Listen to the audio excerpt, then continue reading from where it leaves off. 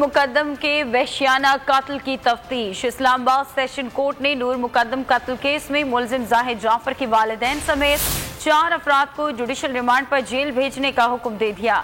अदालत का 10 अगस्त को मुलजिमान को दोबारा पेश करने का हुक्म। पुलिस को नूर मुकद्दम पर तशद्दुद के वीडियो शवाहिद भी मिल गए। दौरान तफ्तीश मुलजिम जाहिद जाफर ने एतराफ़े जुर्म कर लिया।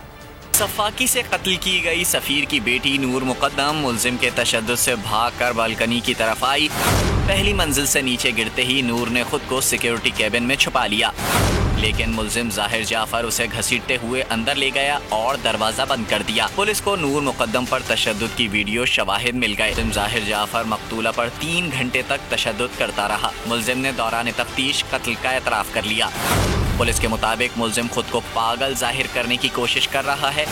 मुख्तलिफ औकात में मुलजिम कत्ल की मुख्तलिफ वजूहात बता रहा है। पुलिस ने मुलजिम जाहिर जाफर का मोबाइल फ़ोन बरामद करके फोरेंसिक के लिए भिजवा दिया।